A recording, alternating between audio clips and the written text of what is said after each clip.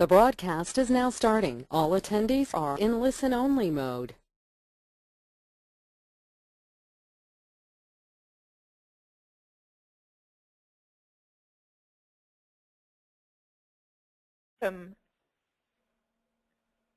Welcome everyone to Useful Social Media's webinar on how to train your team for social customer service. My name is Hayley Dunn and I will be hosting today's webinar. The webinar today forms part of the agenda for this year's Social Media for Customer Service Summit, which will be taking place in New York on November the 4th to 5th.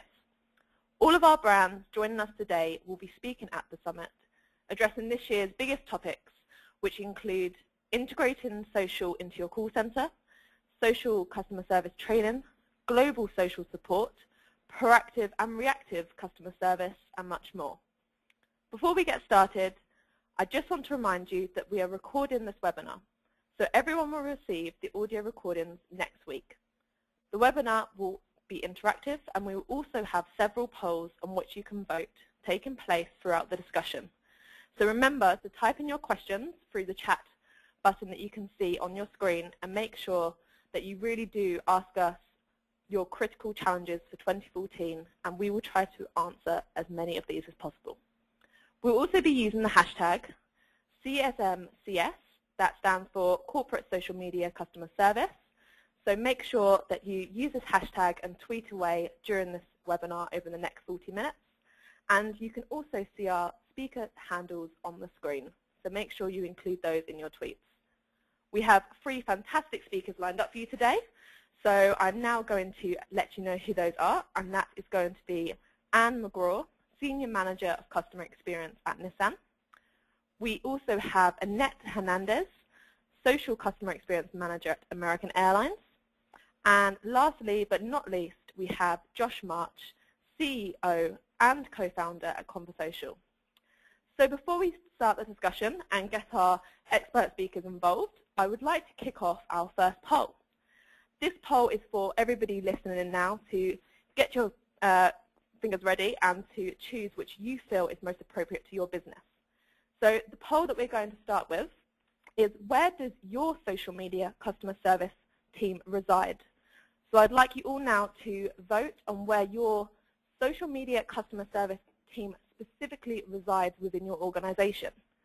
So this is becoming an increasingly large movement now from brands changing where this sits. So I would like you all to now vote on where this is currently sitting within your current company. So we have got about 5 seconds left now to get those votes in. So 4, 3, 2, 1. And I'm now going to show you the results of that poll, which will be on your screen. So actually some really interesting results. What used to be within the marketing seems to have now actually come over in what it should really, to be honest, be sitting, and that is within customer service teams. So I would now like to stop talking myself, bring on Annette. And Annette, lovely to have you join us today. I would love to just get your own thoughts as to where your social media customer service team resides at American Airlines, and to see whether you agree with this poll that there has been this shift now in social sitting within customer service. Hi, good morning everyone. It's a real pleasure to be here, and thanks for having me, Haley. Actually, American Airlines, our social customer service team resides in communications, as does our entire social media team. And so we thought that communications was the best place to be in case there was some kind of crisis, which we have found to be extremely important. But I completely understand the poll results, because customer service is really at the heart of what we do. And so what we did almost 2 years ago, when we were really working hard towards being a full-service customer service organization within social and wanting to be a 24/7 operation, was that we really looked at, okay, where do we live? We're here in corporate communications, but how do we get all the stakeholders from the different business units to be a part of this team? And so we did a lot of planning, thinking ahead of, if we are going to be a full-service organization for our customers, how do we do that? So what we did was we went to the different business units and we pulled some very expert, knowledgeable people who've been with American for a long time from those different departments. So here in customer service, we have folks from reservations, from our specialized desks within reservations, from the airport, from customer relations, and from advantage customer service. So for us, it works really well. We have a well-rounded team from different parts of the organization, but living here in corporate communications. Thank you very much for that, Nat. And it's really interesting actually to get a different perspective and see how that's actually practically working for you at American Airlines. So I'd love to actually bring another perspective in for you all listening in, and that would be from Anne over at Nissan. Anne, I would love to get your own perspective on how this is sitting within your company. Absolutely. Thanks, Haley, and nice to talk to everyone today.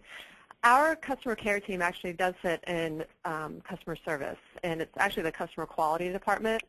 We have two different teams within Nissan. One is social media marketing, which obviously sits in marketing communications, and then our social media customer service team, which spun up a little over 2 years ago, and we decided to have it sit in customer quality, which is also where our call centers roll up to. So we're not a part of the call center. We are managed and operated completely separately, but there's a lot of integration, and we're using the exact same systems and CRM as our call center. So all of our interactions with customers are tracked in conjunction with the rest of their customer records and interactions. So we did that mainly because our social care team doesn't do any phone interaction.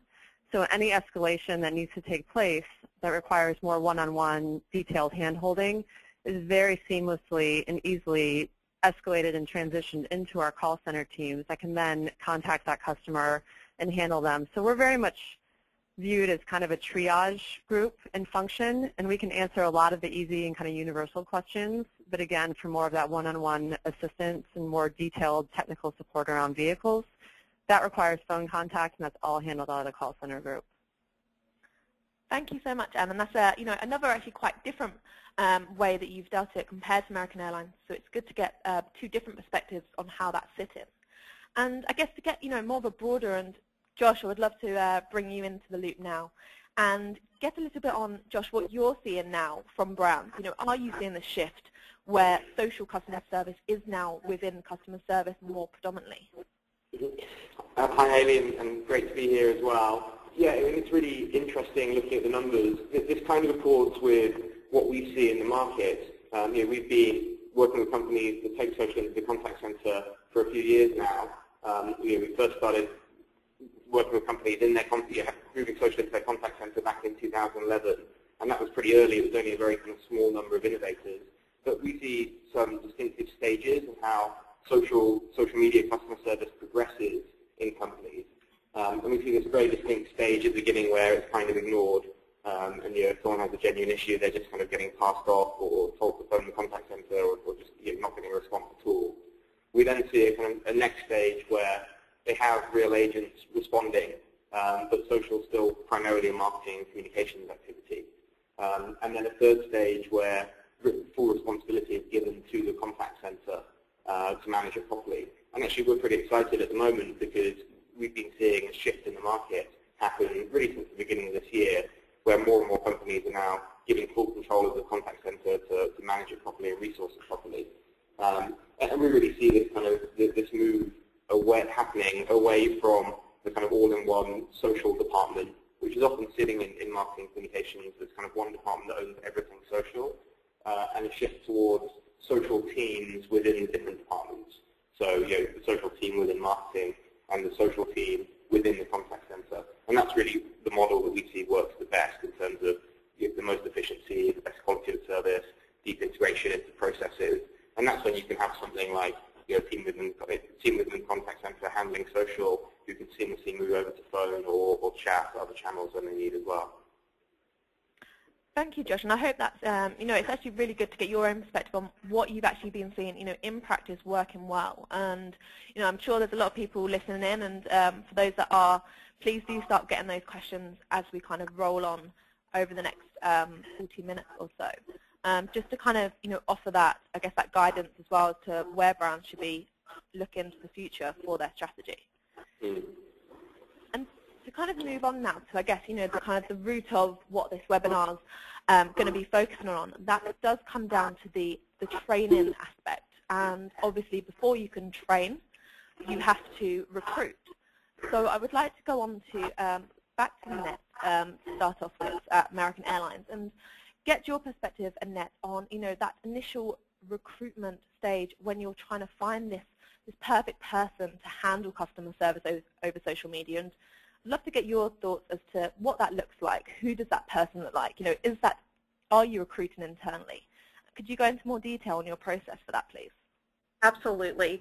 I've been in this job for a little over 2 years, and I have to tell you, we have had trial after trial, and really trying to figure out what is the perfect person for this job, because it's really such a unique place to be. You have to want to help the customer, first of all, being in customer service. You need someone who's really knowledgeable. And yet, what is the social aspect of the job? How do you train? And so we've gone through just about every kind of scenario you can imagine, thinking, oh, we just need someone who really knows social really well, and we'll train them on everything about the business. And then we've gone to the other side where we just need to focus on someone who knows everything about the business, and we'll train them on social. And what we found, there's really a fine balance between everything. But the core component that every person on the team must have, from my perspective, is that they have to be passionate about the customer experience. And if they could be really, really knowledgeable about the company, about everything that happens here at an airline, which is very complex, to being extremely social and not knowing a lot about the business. But if they don't have that core component of being passionate about the customer and the customer's experience, it's not a good fit. So when we are hiring, what I'm looking for in someone is someone who really does have that breadth of knowledge, because here at American, we work really hard to help those who come to us via social channels at the first point of contact. We're not going to refer them to another department. And we're going to just really get in and take care of them, whatever the issue is, when they first reach out to us. And so having that balance of knowledge of the airline, as well as being able to have just that personality, that when they're talking with someone, when they're engaging with someone, that it's not just a transaction, it's really a conversation. That person is our friend, and it's amazing when you add that component of being passionate about the customer, as well as having the knowledge, that experience, and putting in a little bit of that social personality that we work really hard at. It's a perfect fit for us, and we have found that to be very, very successful. Thank you, Annette. And that seems like, a lot of that real boils down to, you're really looking at that kind of skill set and mindset and personality of that right social agent as such. And before we jump on to get another corporate perspective, I'd actually like to bring in Joshua again, just to kind of bring something else into the mix there, Josh. In terms of, when you are going about and working with brands that are looking to kind of recruit when it comes to looking at agents for social customer service, is there anything in particular that comes to your mind as, the main core skill sets, assets, that these businesses need to be making priority? Sure. I mean, I think the key is really just what Annette said. They have to be absolutely passionate about the customer experience. They have to really want to deliver a great experience. They really care about helping the customer, however possible. You can't afford in social media to have people who have a kind of computer says no attitude. It just won't fly, and it's not going to look good, and it's going to do damage to your brand. And so you have to have people who love customer service, love helping their customers. We do often get asked, do we need to recruit agents who are already socially savvy? A lot of brands kind of have that attitude. We've seen both work. We've seen it work where companies are kind of already have a kind of big team of young agents who kind of understand social, and they just kind of jumped into it straight away. But we've also seen it work where some of our customers have got teams of agents who are just really great agents, passionate about the customer experience, great on the phone, great writing skills, and you can train them in social. It's not rocket science. There is a lot of things you have to learn, but they don't have to be kind of digital natives to get the hang of it, although it can help. And so really, if you get someone, an agent who loves the customer experience, loves helping customers, is great at service, is very personable, and as long as they have very good writing skills, which is obviously essential, then everything else can really be trained. Thank you, Josh. And it seems like, there is this kind of, I guess, element of getting that right mix. As you said, it's not just about social savvy. What both of you seem to mention that really comes across to me is that it is about that kind of that passion, that customer experience, and knowing that kind of that customer resolution as well. And then, rightly, as you mentioned, Josh, that writing skills seems to be a very, very important aspect within that. And yeah. Jumping over to Anne quickly. Anne, I'd love to, get your perspective. Do you feel the same, or do you have any kind of different views on this? Full agreement. I'm in full agreement with Josh on the writing skills part has been the biggest key for us. And we have learned over the past few years that someone that's social savvy and looks great on paper and even interviews fantastically, and their personality seems like will be a good fit within our team. If you don't test them for writing skills in a real-time environment, you are going to be in trouble. And we've learned it time and time again. And what we actually do is a live, fake Twitter test where we, after someone's passed the interview stage, we set them up on our live chat and just send them questions as if it was a customer complaining on Twitter and watch how they respond in real time. Because you can teach a lot of things, but you cannot teach proper writing and grammar. And in this environment, when they're the public face of our brand, which is a huge global brand, poor grammar and spelling mistakes and even punctuation errors are just not acceptable, and it's not something you can teach.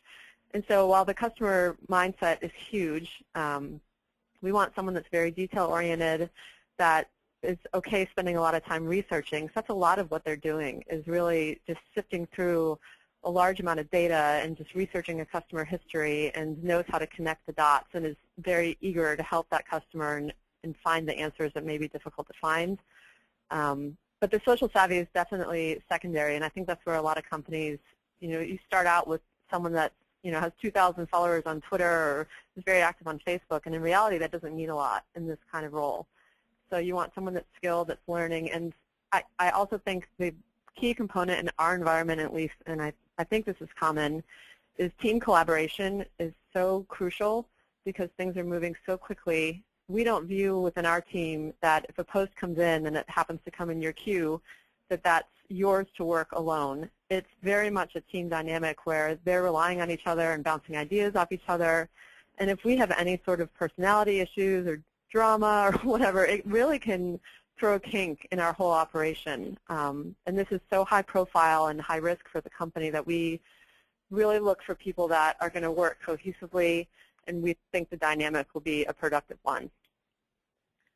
Thank you so much for that. And something that I'm sure sparks some interest in our listeners is what you've done there in terms of, that test when you've recruited those new employees for this, to test them out on Twitter. I think that's an absolutely fantastic way to go about it, and really, I guess, put them to the test and, see what they can kind of deliver. As you said, any mistakes are in the virtual, realm. They're out there for everybody to see and represent your brand as a whole. So on that, and thank you so much for that, Anne. And what I'd like to kind of go into now, I guess, the next stage. So we've looked at, that whole recruitment process, but what happens when, you've brought these people on board, you have this team, but you now need to start that process of training.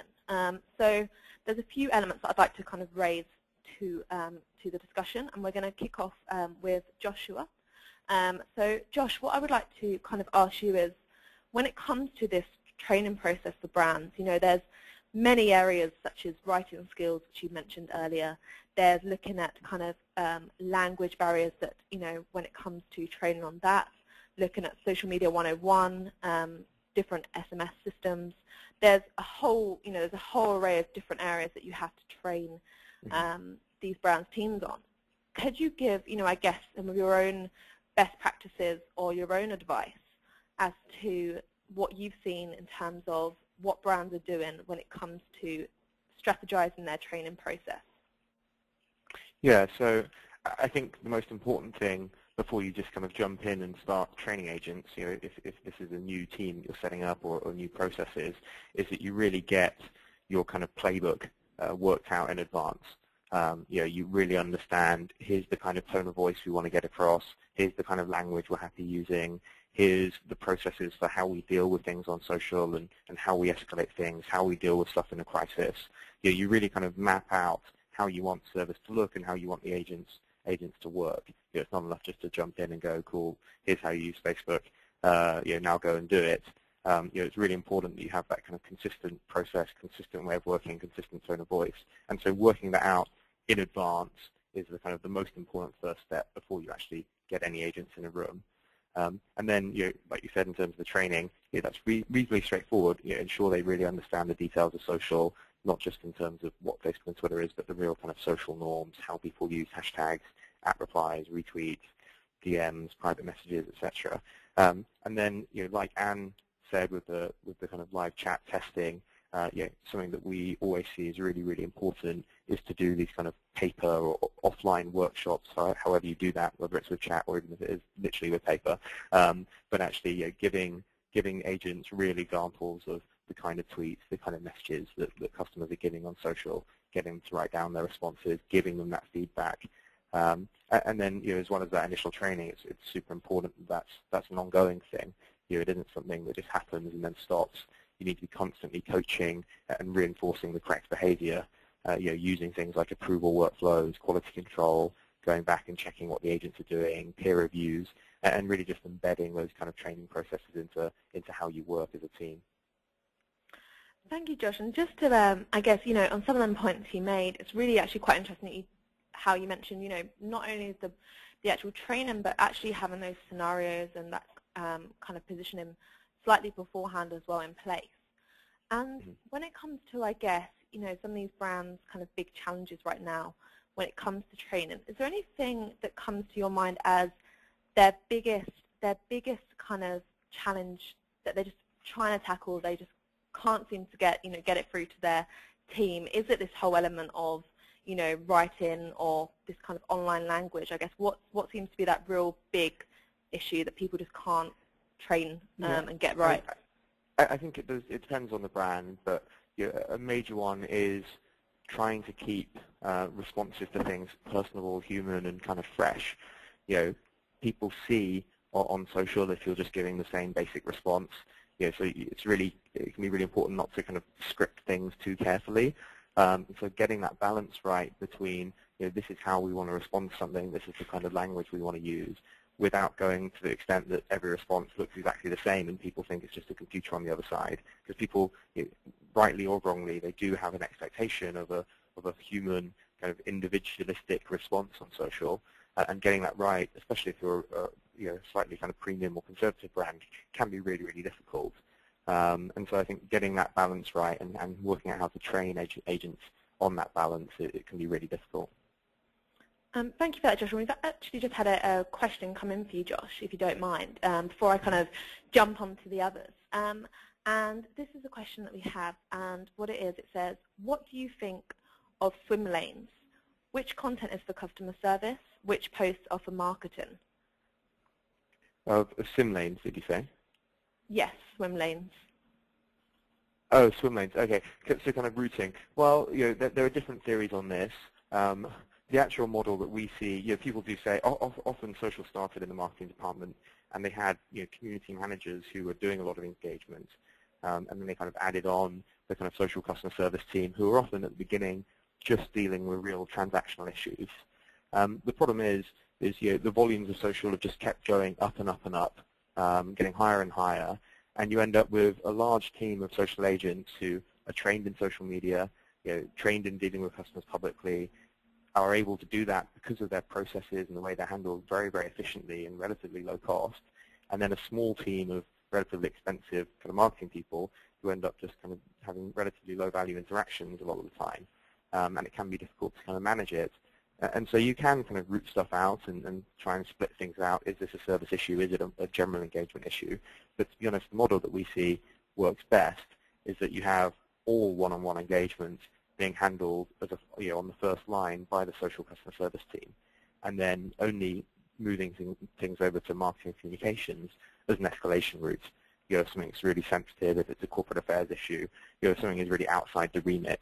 But if it's just a kind of general marketing engagement, to be honest, it makes more sense to have the social care team answering that, who can probably do it far more efficiently and at higher volume than the marketing team. Thank you, Josh, and I hope that was answered a very detailed explanation. So that's really great, and I hope that's been a lot of help to the questions coming in around that. And just to kind of jump back now, I'm going to go over to Anne McGraw again over at Nissan. And Anne, what I'd like to go back to you when it comes to looking at the training process is I'd love to get a little bit on if you could take us through your kind of training process at Nissan for, when you've got those people on board to ensure that they have the right skill set for social customer service. Could you kind of, give our listeners a little bit of perspective as to what's important for you and what training you find is most crucial? Sure. The training for us is really, a large portion of it is just shadowing the current team and watching how they interact with customers. A lot of the challenge for us is just making sure our new agents are comfortable with the tone of voice. We know that, once they're on board, we've picked people that can write really well. They clearly are detail-oriented. They've passed those tests. So really it's just showing them the tools and making sure they're comfortable with the various tools and how to use them and where to find the information. We have them sit in our call center and listen to customer calls so they get a feel for the questions that come in via that channel. And they obviously spend a lot of time on our social channels, watching the interactions take place. But really the key for us and where the bulk of the training takes place is having them ramp up and know where to find the information.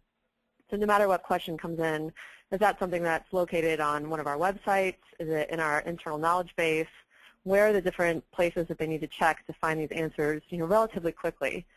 And then also how to document customer concerns and how to escalate it into the call center. So it's a lot of process training coupled with that tone of voice, because how we talk to Nissan customers is a little bit different than how we would interact with an Infinity customer, which is our luxury brand, even down to a Nissan Leaf customer who has an electric car. It's a little bit different of a tone and an interaction with that demographic. So it's a lot of kind of real-time, testing out responses and running it by our team leads or senior agents, and then letting them do that. Every potential response has to go through a team lead or a senior agent for approval before it goes live when they're in their training period. So it's quite a few weeks before we set them out on their own and they can just respond to a customer. But even in general, as a standing rule for any response, no matter if you've worked here 2 weeks or 2 years, we always require a second set of eyes on any response from just someone sitting next to you or your team lead if you have a question, just to do that double check, for grammar or for if this is a proper response, did I miss something? And it doesn't really slow them down. It's just really a safety net. And so we don't just set new agents loose without that safety net firmly in place and actually required to make sure that they're properly handling each interaction. Thank you for that, Anne. It seems like, from all three conversations and kind of what you just mentioned there as well, Anne, that it is very important to not only have that process in place, but have that, have that leadership, have that team, and have that kind of internal support there to really guide the process and make sure that, in the early stages, it kind of does work very seamlessly and represents the brand in the right way. And what I'd like to quickly do, I've got a quick question. It's on a slightly different area, but it's been posted through to us. I'd love to get your thoughts on this. This is what was for you specifically, Anne, and it was a question that says, what did it take to make the integration of social into your CRM a seamless experience? Sure. Basically, it all depends on the CRM you're using, and for us, that was a critical component, is having a flexible CRM in place. We're a Salesforce shop, so there's a lot of flexibility in making sure that there's a shared knowledge base and that when you're doing case management or interactions, that there's a way to distinguish a social interaction in your CRM from a call center or an email interaction, but the process that those follow is nearly identical. So from a reporting and analytics standpoint, you can easily tell, did someone enter our funnel, if you will, via a social channel, and how did those get resolved, and what was the time they resolved versus a call center interaction that initiated from a phone call.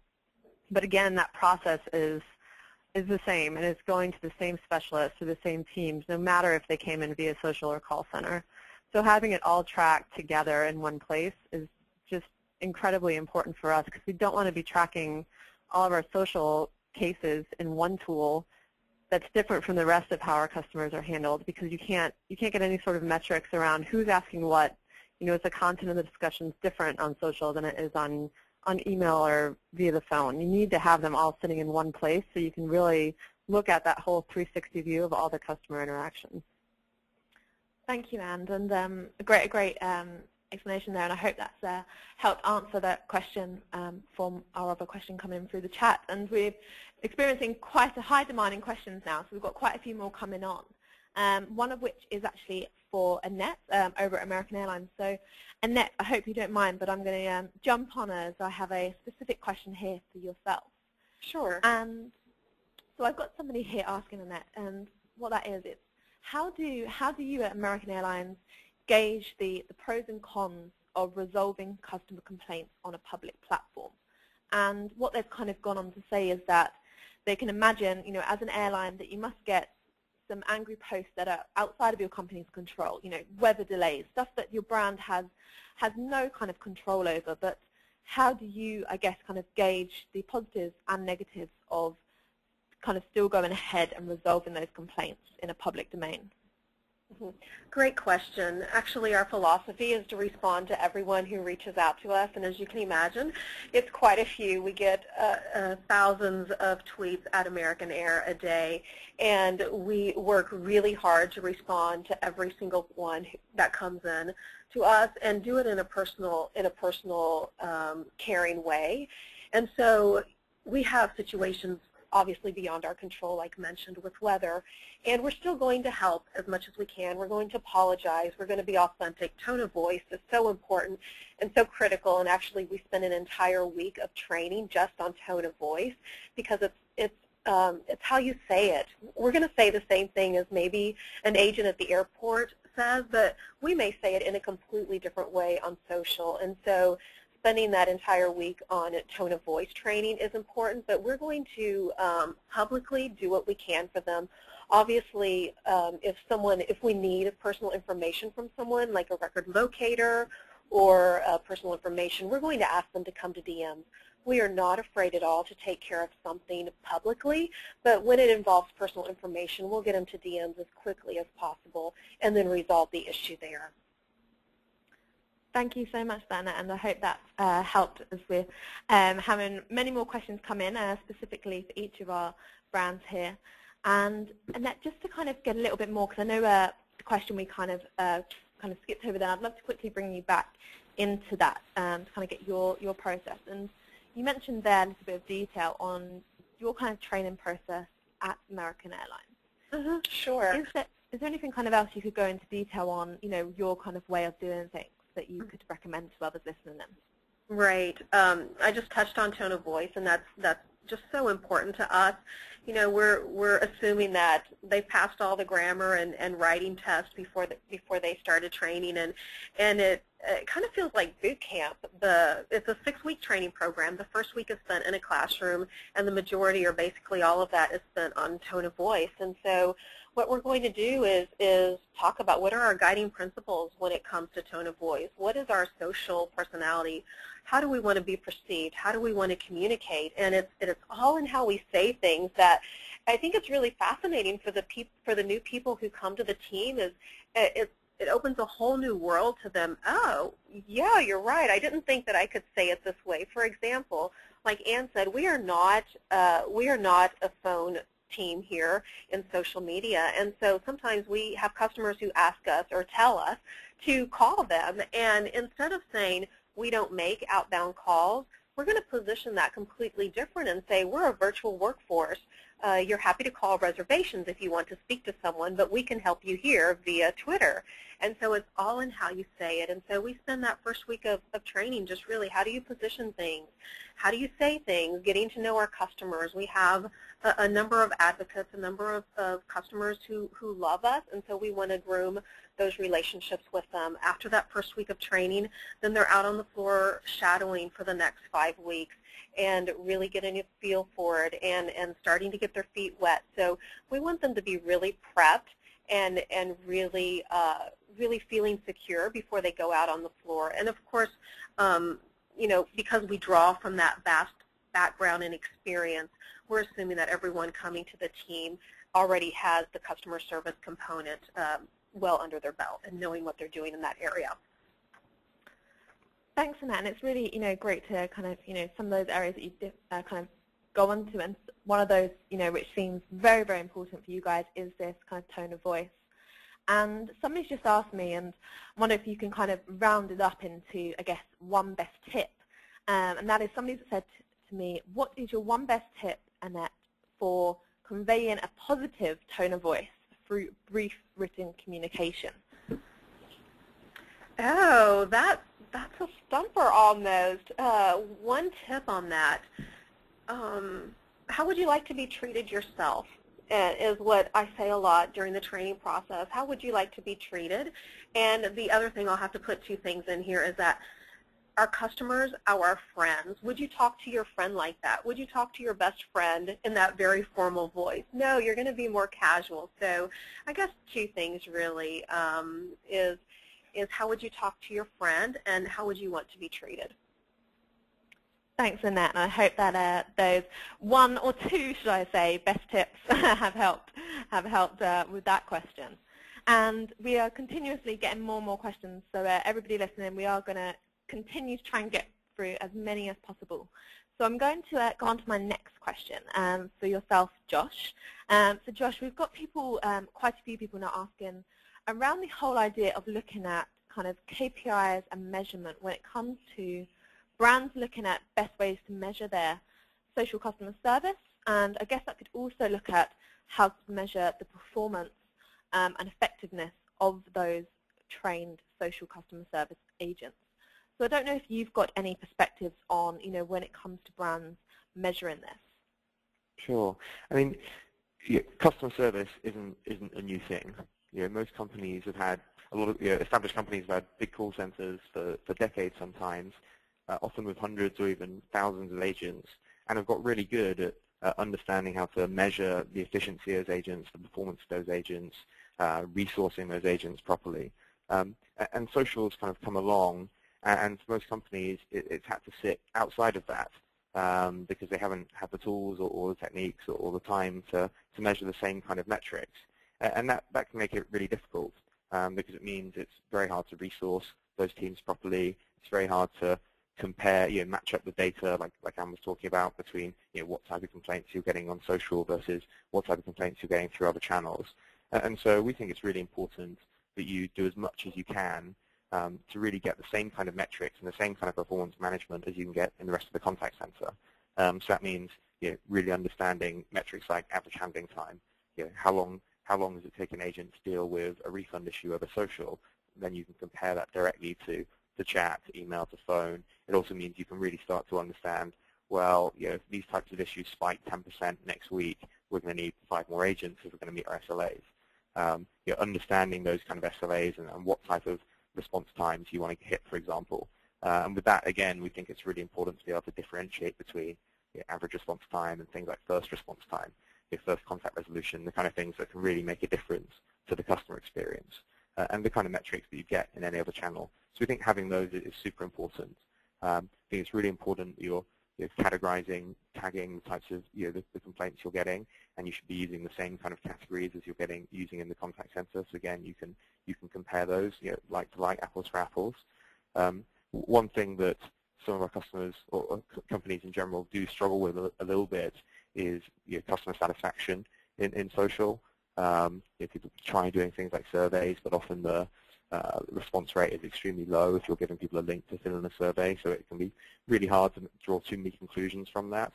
A lot of our customers look at sentiment conversion, looking at the customers coming in, starting off negative, turning to positive as a kind of really good measure for that, and that's something that we recommend. So the kind of the summary of that is that we think it's really important that you do as much as you can to be able to take social and be able to create the same kind of performance metrics and measurements and analytics as you get from other customer service channels, so that you can resource it and manage it in the same kind of way. Thank you, Josh. And there was a vast majority of a lot of questions around that. So I really hope that that's helped give some good advice to all those coming in with those questions for Josh. And before we kind of kick off with a couple of last and final questions, I would like to now ask everybody listening in to get your input on our final poll. And what this will really enable us to do is we're going to see what challenge you feel is the greatest for your social customer service. And on this, we will then delve into further questions around that topic. So I'm going to ask everybody now to vote in, start clicking away at what do you feel is the greatest challenge social customer service presents. Is this number 1, align social customer activity across multiple departments? Is it number 2, measure impact of social media customer service on your business? Number 3 is scale social customer service both internally and externally. And finally, integrate social media customer service data with traditional methods. So if you could all give your last answers in now in the next 5, 4, 3, 2, 1. And that was quite a close one last minute. So we're just going to bring up those results and we'll delve into a couple of questions around that. So not surprisingly, actually, it's come up with measure the impact of social media customer service on your business. So this, alongside the aligning, seems to be like the core top 2 challenges facing yourselves for this coming year. So on that, I'd love to get a couple of brand perspectives on this. So we'll jump over to Anne over at Nissan. And Anne, what you can see here is that a lot of people listening in are still struggling with the measurement aspect of this. Could you go into a little detail as to your challenges facing this and how you've tried to tackle those? Sure. I think this is touching on the magical issue of social media ROI, which we have tried very hard to stay away from that discussion, as I firmly believe it's impossible to do. And I always tell people, if someone has told you how to figure out the social media ROI, then they're likely trying to sell you a book that they've written, because I don't believe you can do it. And how we've reframed the discussion here with our executives is basically social media customer service is not optional. And anytime anybody comes to us and asks, what effect, what quantitative effect can you prove other than, I can tell you that I've handled this many questions today and I've helped this many customers and they've had their questions resolved, is that something that you want us to stop doing? And if the answer is no, then that's your ROI. And that's really how we draw the line. And really how we're proving our real impact on the organization is serving as a leading indicator for product or process issues that through traditional channels, it may have taken us quite a bit longer to figure out and really connect the dots that we have a real issue that we need to address. But since social is so unsolicited in real time, people are just proactively coming to us and telling us things that are wrong, and it's much easier for us to now say, this is something we haven't heard before. It's come up 2 or 3 times. Let's get all the appropriate people engaged now. And we have a process in place to get social customer feedback into our engineering and manufacturing groups and actually try to fix manufacturing and vehicle issues before anybody would have ever known these were an issue through our traditional dealer service channels. And that really has been what we're hanging our hat on, is that we're acting as the red flag that something's going on. We need to drill into it to get more detail, but it's going on. We're hearing about it. It needs to be fixed. And also, everybody else can see that this is going on, and it's likely deterring people from buying a car until we can give them an adequate answer. So since it's so public, it actually works to our advantage, because the organization now responds very, very quickly to issues that come up in social. And so that's really our value proposition, is raising issues that we become aware of first that traditionally the company would not have known about that early on into the product life cycle. Thank you, Anne. And something that I've noticed for, and for everybody listening that may not be aware, that what Anne's just touched on there is that Nissan do have this amazing approach to being very open and being very receptive of customers coming to them with problems, and how they drive that back down to the business and make changes that that hope in months or even years that these customers will no longer have to come to those with those same issues.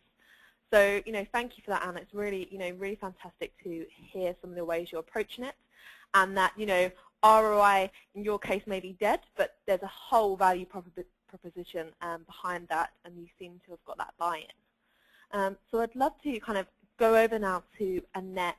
Annette, what I would love to hear from your side at American Airlines is how do you kind of, how do you see the value in this? How are you trying to prove this? Is there any KPIs involved in that? Like Anne said, it can be really challenging. Social, I think, is still so new for a number of us that we're still learning as we go, and really trying to figure out how do we prove and how do we measure what we're doing. And so very similar to Anne at Nissan is that we work really hard to get the feedback that we receive via social channels back to the business units as quickly as possible. And the feedback, and this is how we're gauging our success in this area, is the feedback that we get, first of all, from customers, because they know and they trust that we are forwarding on the information or the feedback they're giving us. The feedback we get from the business units is that, wow, you got this complaint to us within an hour and we were able to fix the issue. I mean, we get everything from, there's dirt on the wall of an airplane that we can get to our maintenance and cleaning folks, and we get notice back almost immediately that the issue's been resolved. Or maybe there's compliments that we're sending to the flight attendant group, and they love it because we hear back from the employees that, oh yes, I do remember Mr. Smith who was sitting in 2A and we had a great conversation. So social is growing, and it's really wonderful because getting social back into the business, or actually introducing it to the different business units, it's a great opportunity for us to really champion social and what we're doing, and getting more people and more employees on board with what we are doing. Thank you for that, Annette, and it's really fantastic to see, and I hope everybody listening has got some inspiration as to how quickly these resolutions can happen, and how you're really pushing that straight down to even those staff that are on the cleaning to get that customer's problem resolved, and you're really looking at making those things happen.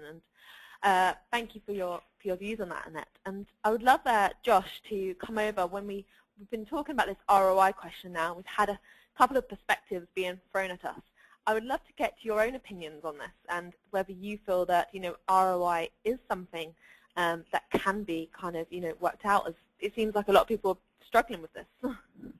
Yeah, I mean, the question of ROI for social customer service has been a difficult one for a while. I mean, the truth is the volumes of customer service interactions are increasing, pretty much across the board for everyone.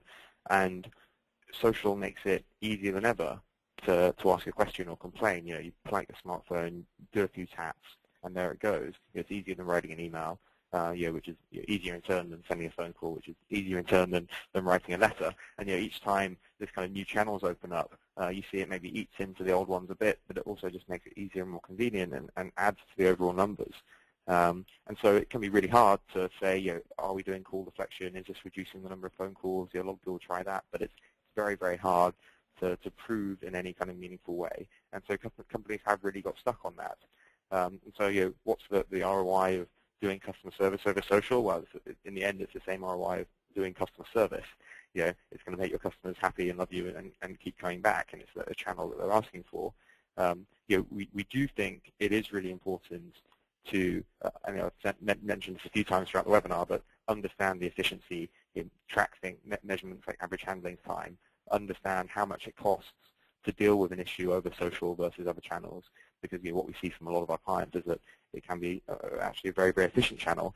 And actually, if you can show, look, it's cheaper for us to answer or deal with this kind of refund issue or this type of problem over Twitter than it is to pick up a phone call, then you have a really strong business case to going, look, let's encourage our customers to do this, and every issue we can handle over social is actually going to save us money compared to them picking up the phone. So that's something we really push. And of course, like Anna and Annette have said, the insight bit is also really important. We see that's a lot of value. It comes to companies from getting the kind of real-time insights. And I think what's interesting in social is that obviously people have been phoning and complaining for a long time, but often the kind of information from that gets swept under the rug a little bit. That because of the public nature of social, people really care about what's happening. Executives really care about what's happening. And so it's a really powerful way for kind of getting the voice of the customer and disseminating that to senior leadership and throughout the company in a way that really makes people stand up and take notice. Thanks, Josh, and it's really good to kind of get your perspectives on, some of the ways that you've kind of noticed and tackled when it comes to this whole value proposition. It seems like it's something that a lot of brands are struggling with. So it's really good to kind of hear how you guys have been approaching that and how that's kind of, coming about and what you guys have been able to do for that, that kind of top issue as we've seen from those stats. It's quite incredible how many people seem to be, struggling with this. So thank you for contributing and adding in some insight to our listeners there who are obviously, wanting to learn more about this. And to kind of round things up now, as I know we're slightly gone over time because we've had quite a few questions coming through this morning or this afternoon for myself over here in London, I would like to reach out to each of you and just get 3 final points from each of you. And what I would like you to give, starting off with yourself, Anne, is what 3 pointers can you give to our listeners who are looking to start to train their team for social customer service? Well, that's a hard one. So I think, I think a lot of people get caught up in trying to do things perfectly, and there's no guidebook for this, and I think we were paralyzed at the beginning because once you go out there and start responding to customers, there's really no turning back. And all I would say is, really I think the main tip is just to take baby steps. For us, that involved, we spent a solid 6 months, which honestly, if you haven't started yet, you probably don't have anymore, but of just listening and using a really good listening tool or mechanism to find out what exactly your customers are saying to you and you're not answering. And probably, like for us, we just weren't answering consistently. It was very sporadic. There wasn't really a uniform process. And we realized that's what needed to change. So the first goal was, quantifying the volume of conversation out there, where people were talking about us. It's not just on your own handles or pages. There's conversations taking place, blogs and forums and newspaper comments and all sorts of places. So what's the volume that you're looking at, and really slicing those up into what are the conversations that you think you need to be a part of. And that's really the first step, is once you know what the volume is that you're looking at and what this actually looks like from a daily interaction, you can then put a toe in the water and go onto one forum or onto Twitter and start responding to customers. And I wouldn't say you go all in at once.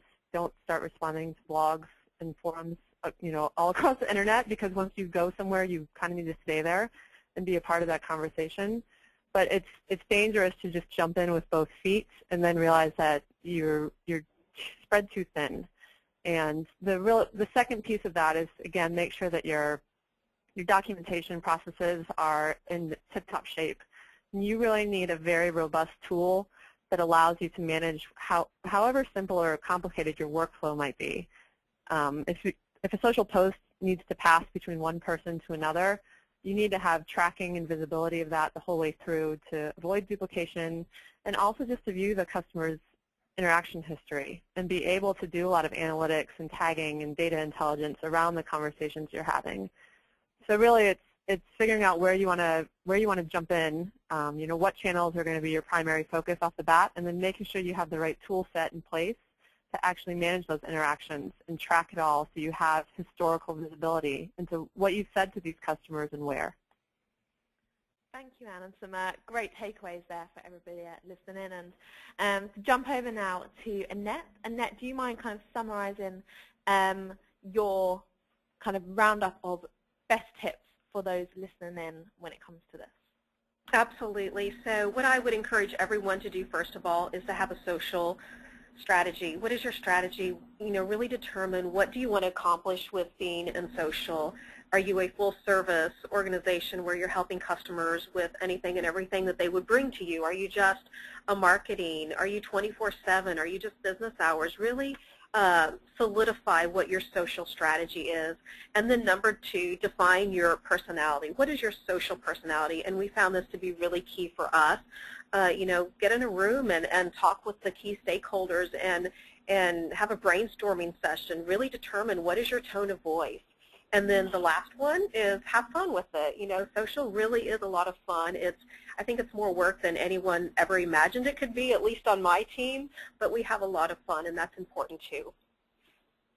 Fantastic. Thanks so much, Annette, for that. And to come on to you, Josh, to kind of round up today's webinar, I would love to get your final thoughts, any kind of key tips or best practices that you have seen across the industry. Sure, and I think this is really just summarizing what's already been discussed. I think number one, as Annette said, get that strategy up, done first, create that playbook, understand how you're going to be doing service, what kind of team, how it's going to work, approval workflows, all those kind of things, tone of voice, get that done up front. That's most important. Second, I think it's really important to have things like the approval workflows, whether that's managers approving what's going out or peer review, but having a kind of continuous learning process where your agents are continuously tweaking and improving what they're doing, getting the tone of voice right, and just get those proper processes in. And then thirdly, ensure you're really tracking those real customer service KPIs, first response time, average handling time, making sure you're really able to manage the performance of your team and resource them properly. That's the only way you can really scale it up and ensure doing it in the most efficient way possible. Thank you so much, Josh, and I'd just like to thank everybody for listening today, and apologies if we didn't manage to get through all your questions today. We've had an absolute loads to try and squeeze in only 50 minutes time, but as I mentioned, I would like to now thank Josh and Annette for joining this webinar today, and to let you all know that they will all be involved in this year's Social Media for Customer Service Summit. So all those questions that you want to fire at them, all that best practice that you still need to learn to challenge and really revolutionize your strategy, come along and join us over in New York. You can find the link in the webinar slide on your screen. You can just click that and that will take you straight through to have a look and have a browse on what's going to be discussed this November.